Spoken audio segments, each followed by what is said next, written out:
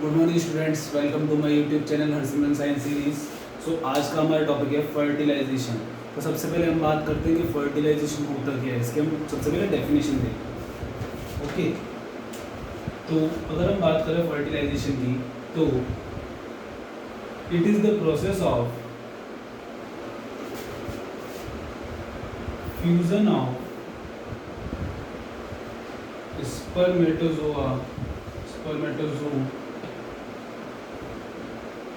with mature ovum।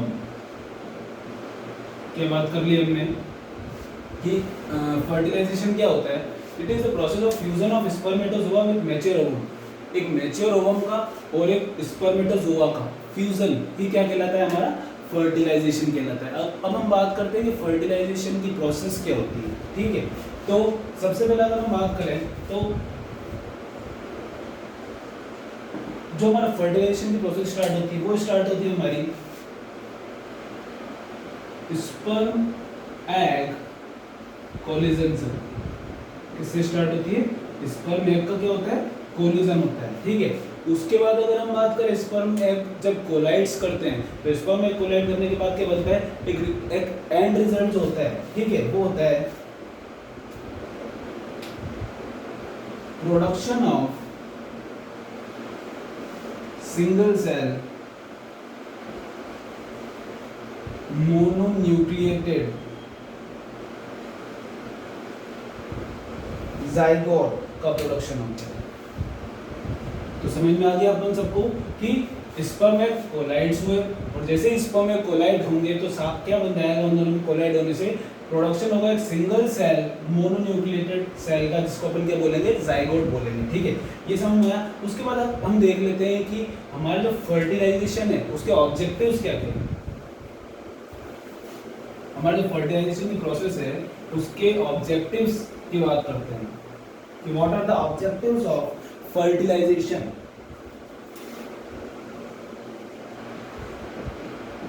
तो अगर first इसके ऑब्जेक्टिव की बात करें हम, ठीक है, तो initiate the embryonic development of the egg का एम्ब्रायोनिक डेवलपमेंट इनिशिएट करने का फर्स्ट इसका ऑब्जेक्टिव होता है, जिसका फर्टिलाइजेशन है। अगर हम इसके सेकंड ऑब्जेक्टिव की बात करें तो होता है वो टू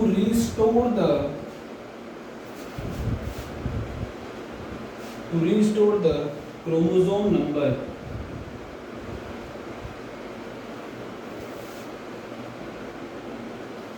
ऑफ द स्पीसीज, कि स्पीसीज का जो क्रोमोसोम नंबर होता है उसको रिस्टोर करने का भी फर्टिलाइजेशन का क्या होता है? ऑब्जेक्टिव होता है।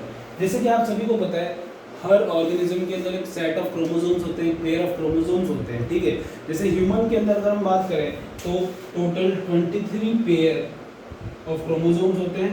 ठीक है, और टोटल की बात करें तो 46 टोटल होते हैं, 46 टोटल क्रोमोसोम्स होते हैं। ठीक है, तो ये जो 46 टोटल क्रोमोसोम्स है ये हमारे मेल एंड फीमेल बोथ के दोनों के गैमेट के द्वारा मिलके बने हैं। ठीक है, इसमें मेल के क्रोमोसोम्स भी प्रेजेंट होंगे और फीमेल के क्रोमोसोम्स भी प्रेजेंट होंगे। क्यों? क्योंकि हमने फर्टिलाइजेशन की डेफिनेशन पढ़ी थी, तो इसका उसमें क्या हुआ था? Fusion of male and female gamete, इसी को अपन क्या बोलता? फर्टिलाइजेशन बोला था। तो एक तरीके से फर्टिलाइजेशन का सेकंड एम क्या हो गया? To restore the chromosome number of the species.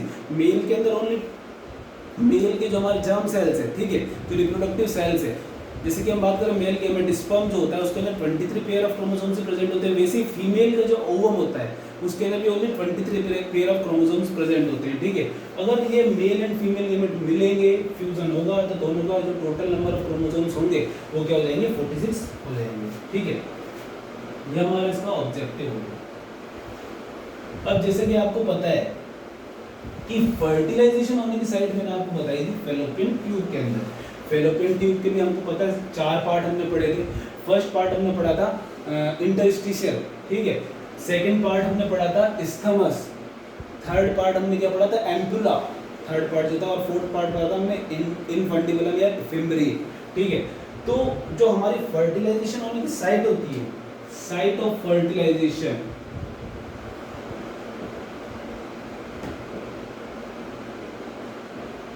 वो क्या होती है, ampulla of the,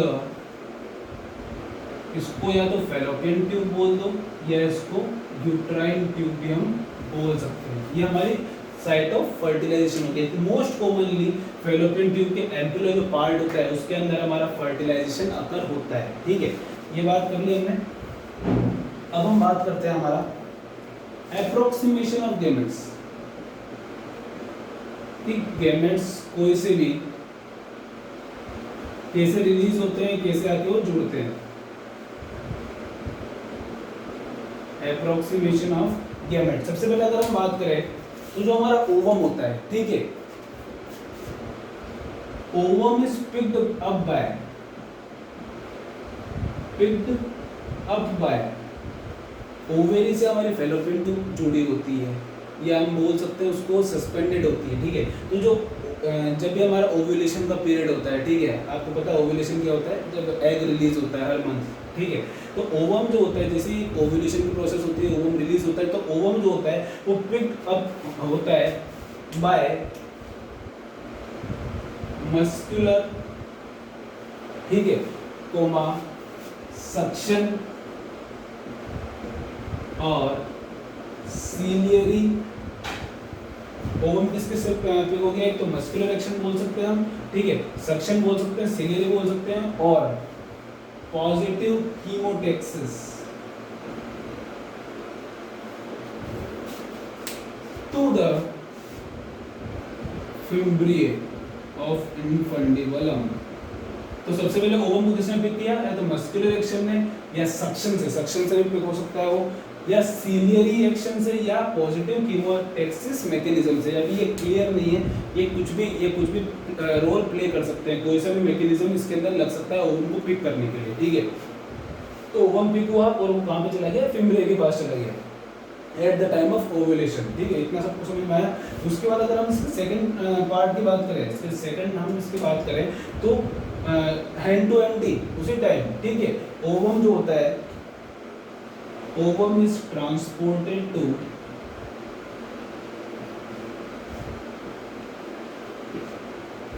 ampulla. Ovum किसके पास ट्रांसपोर्टेड हो गया भाई, हमारे एम्पुलर रीजन के पास ट्रांसपोर्ट हो गया। ठीक है, ये आपको समझ में आ गया। सबसे पहले ओवम पिक हुआ, ठीक है, फिम्ब्रिए तक चला गया, उसके बाद क्या हुआ, ओवम जो था हमारा वो हैंड टू हैंड क्या हो गया, जल्दी से ट्रांसपोर्ट हो गया हमारे एम्पुला पे। ठीक है, अब अगर हम बात करें थर्ड पॉइंट की, यहाँ पे बात कर लेते हैं, तो जो फर्टिलाइजेशन लाइफ टाइम पीरियड होता है, ठीक है, फर्टिलाइजेशन लाइफ स्पान की अगर हम बात करें, अगर हम सबसे पहले बात कर लें हमारे ओवम की,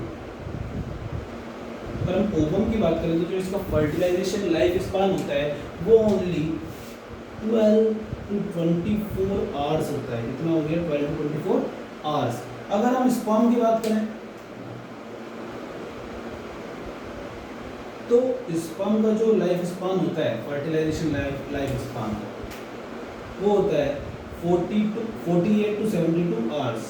कितना हो गया, 48 to 72 आवर्स। ठीक है, तो सबसे पहले फर्स्ट हमने पढ़ लिया अप्रोक्सीमेशन ऑफ गैमेट्स के अंदर कि ओवम को किसने पिक किया, मस्कुलर सक्शन ने, सीलियरी ने एक्शन ने, या फिर पॉजिटिव कीमोटेक्सिस। उसके बाद वो कहाँ पे चला गया, हमारे फिम्ब्रिए पार्ट पे चला गया। सेकंड पॉइंट हमने पढ़ा ovum is transported to ampulla. उसी टाइम क्या होता है, ओवम हमारा ट्रांसपोर्ट हो जाता है एम्पुला में। थर्ड हमने बात करी फर्टिलाइजेशन लाइफ स्पान जो होता है ओवम का, वो होता है 12 to 24 आवर्स, और स्पर्म का कितना होता है 48 to 72 आवर्स। ठीक है, इतना सबको समझ में आई गया।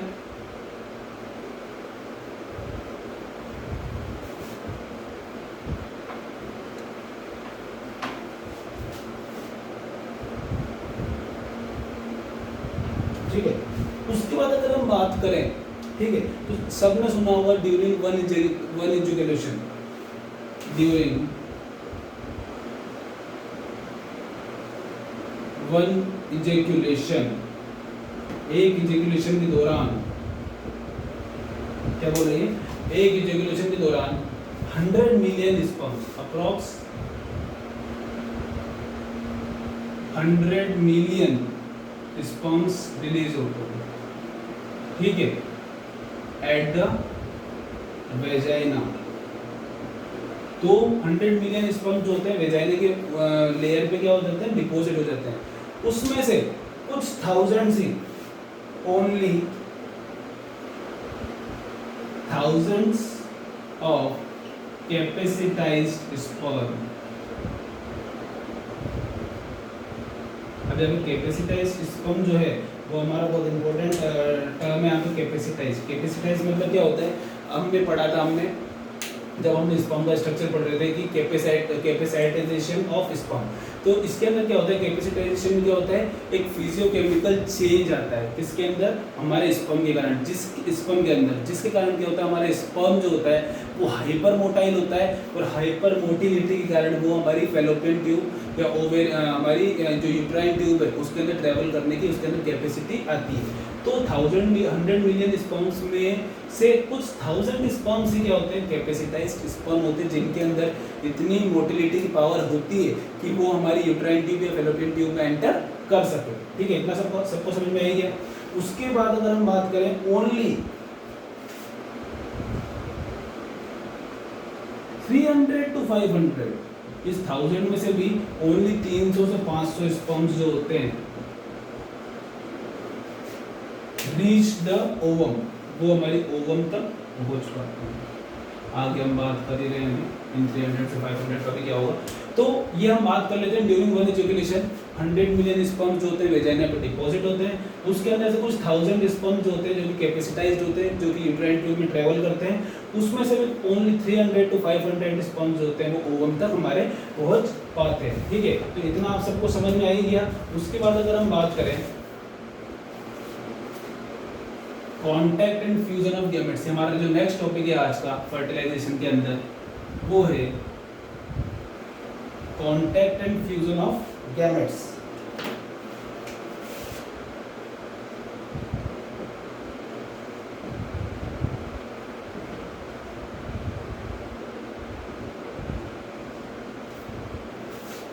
Contact and fusion of gametes, ठीक है। तो सबसे पहले अगर हम बात करें तो हम हमारे एक मैच्योर ओवम का स्ट्रक्चर देखते हैं।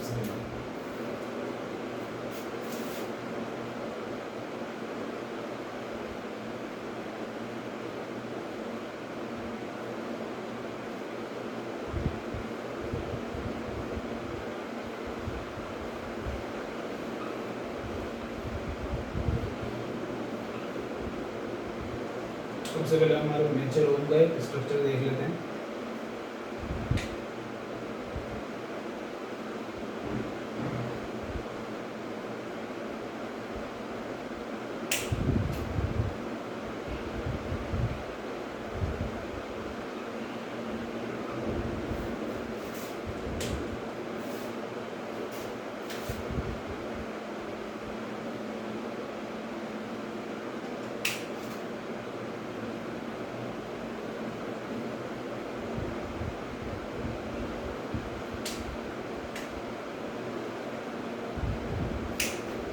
देखिए, सबसे पहले अगर हम बात करें तो यहाँ पे कुछ कोरोना रेडिएटर सेल्स पाए जाते हैं।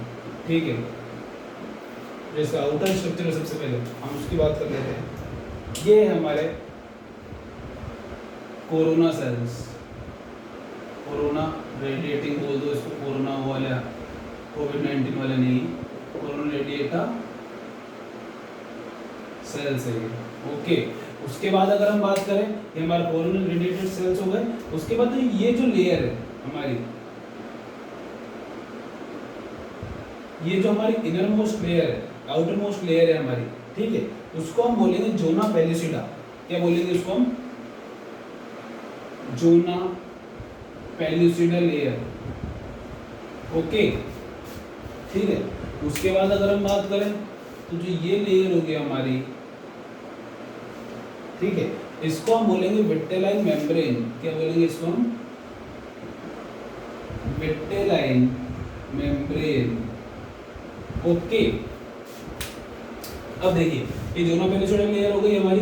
उसके बाद ये वाली जो लेयर है अंदर वाली ब्लैक वाली, ये इसको हम क्या बोलते हैं, विट्रिलाइन मेम्ब्रेन। ये इसको हम प्लाज्मा मेम्ब्रेन ऑफ ओवम भी बोलते हैं। क्या बोलते हैं इसको हम, प्लाज्मा मेम्ब्रेन ऑफ ओवम। ठीक है, इस लेयर और इस लेयर के बीच का जो ये स्पेस पाया जाता है इसको हम बोलते हैं पेरीविट्रिलाइन स्पेस। इसका एक अपना पर्टिकुलर फंक्शन होता है, पेरीविट्रिलाइन स्पेस।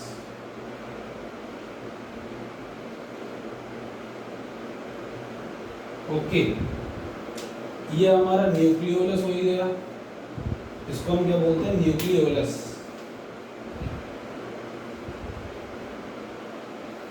ओके, और अंदर जो है सबसे इनर मोस्ट, इसको हम क्या बोलेंगे अभी, न्यूक्लियस। क्या बोलेंगे इसको हम, न्यूक्लियस। तो ये हमारे मैच्योर ओवम का स्ट्रक्चर हो गया। ठीक है, अब हम बात करते हैं सबसे पहले contact and fusion of gametes. सबसे पहले जो स्पर्म होंगे वो अटैक किसको करेंगे, इन कोरोना रेडिएटा सेल्स को अटैक करेंगे। ठीक है, तो सबसे पहले इनका डिसोल्यूशन होना बाकी है। ठीक है, तो हम देख लेते हैं डिसोल्यूशन ऑफ कोरोना रेडिएटा। सबसे पहले किसका डिसोल्यूशन हुआ, हमारा कोरोना रेडिएटा का, बाय इसके द्वारा हुआ हाइलो यूरोनाइडेज। ठीक है, हाइलो यूरोनाइडेज जो कि किससे रिलीज होता है हमारा, लिबरेटेड फ्रॉम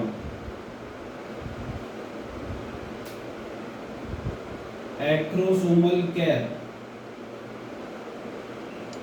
ऑफ स्पर्म। किससे रिलीज हुआ, हमारा acrosomal cap of the sperm से रिलीज हुआ। ठीक है, सबसे पहले हमने बात कर ली, सबसे पहले स्पर्म अटैक करेगा इन कोरोना रेडिएटा सेल्स को, उनका डिसोल्यूशन करके। डिसोल्यूशन किसके द्वारा होता है, हाइलो यूरोनाइडेज एंजाइम, जो कि हमारा स्पर्म का जो एक्रोसोमल कैप होती है वो रिलीज करती है। ठीक है, ये हमने बात कर ली। उसके बाद अगर हम बात करें,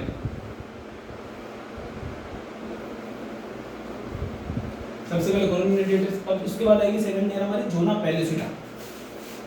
जोना pellucida layer, zona pellucida layer भी इसी तरह हाइलो यूरोनाइडेज के द्वारा क्या होगी, डिसोल्यूट होगी। And more than one sperm, more than one sperm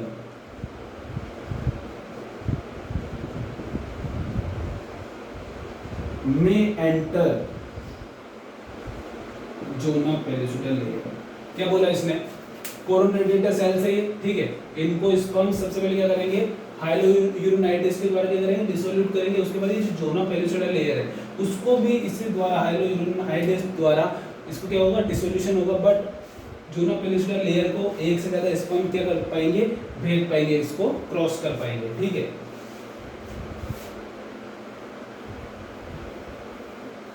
आगे अगर हम बात करें, but only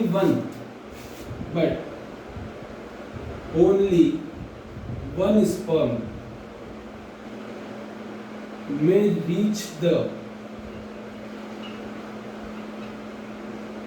ओलिमा।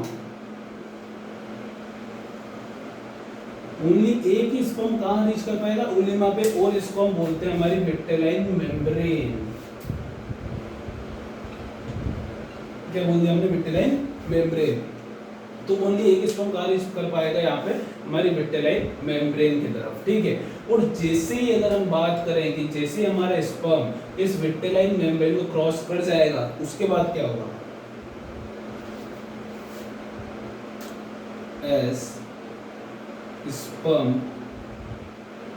crosses the vitelline membrane. जैसे इस स्पर्म ने, एक स्पर्म ने विट्रिलाइन मेम्ब्रेन को क्रॉस कर दिया, उसके बाद क्या होगा, उसके बाद क्या चेंजेस आते हैं वो बता देता हूं मैं आपको। ठीक है, देयर इज जोना रिएक्शन। क्या होता है, जोना रिएक्शन होती है। ठीक है, और ओलिमा ब्लॉक, एक जोना रिएक्शन हुई। जोना रिएक्शन के अंदर क्या होता है, हमारी जो जोना पेलिसिडा लेयर होती है ये हार्ड हो जाती है और दूसरे स्पर्म्स को क्या करने, एंट्री नहीं करने देती। ठीक है, तो और इलोमा जो होता है यहाँ पे भी हमारे ब्लॉक की तरह इलोमा एक हमारा काम करता है, ठीक है। तो ये इसी तरह हमारा जो विट्रिलाइन मेम्ब्रेन है उसको ओनली वन स्पर्म ही क्रॉस कर पाता है और वो वन स्पर्म फर्टिलाइजेशन के लिए पूरी तरह से रिस्पॉन्सिबल होता है, ठीक है।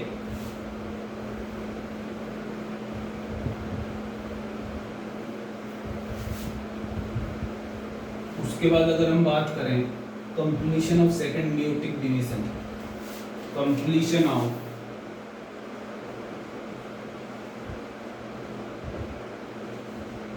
सेकंड मेयोटिक डिवीजन, ठीक है। तो हमारा जो बात कर लेते हैं हम, हेड और टेल होता है स्पर्मेटोजोआ का, ठीक है।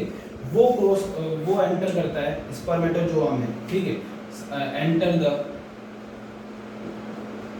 Cytoplasm of spermatozoa, cytoplasm of ovum, sorry, ठीक है। ओनली हेड और टेल जो होता है वो हमारी ओवम की साइटोप्लाज्म में एंटर कर पाता है। उसकी जो प्लाज्मा मेम्ब्रेन होती है हमारे स्पर्म की, वो बाहर ही छूट जाती है, plasma membrane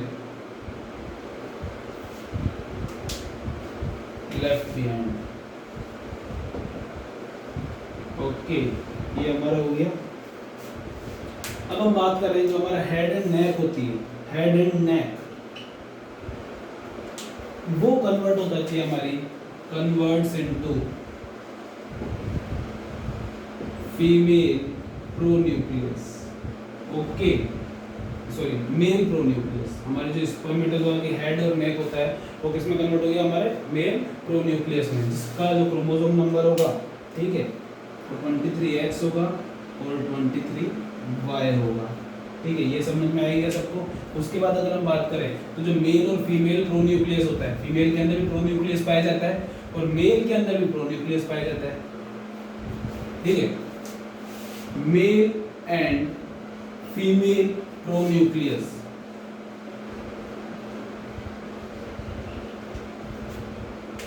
reunite at the center,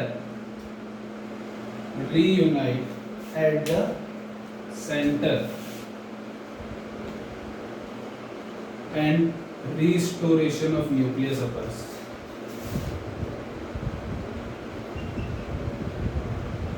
मतलब दोनों जो फीमेल एंड मेल प्रोन्यूक्लियस होते हैं वो क्या बन जाते हैं, एक ही न्यूक्लियस बन जाते हैं, ठीक है। अब फर्टिलाइजेशन के दौरान क्या फॉर्म हुआ है भाई अपना, जाइगोट। अब जाइगोट के अंदर बोथ कैरेक्टर्स प्रेजेंट होंगे, पैटर्नल पिता के character and maternal characters, okay.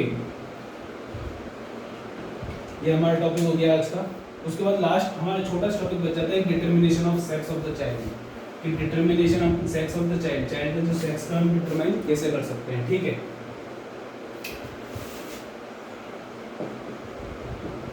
बहुत सिंपल है ये,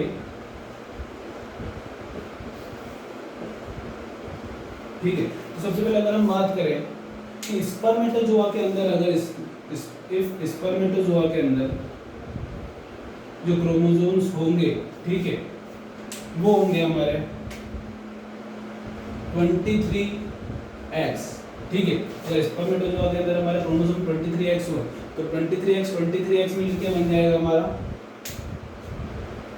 46XX, मतलब फीमेल, ठीक है। और अगर स्पर्मेटोजोआ के अंदर हमारे हुए 23Y, ठीक है, तो 46XY बन जाएगा और ये क्या हो जाएगा, मेल चाइल्ड को बर्थ देगा, ठीक है।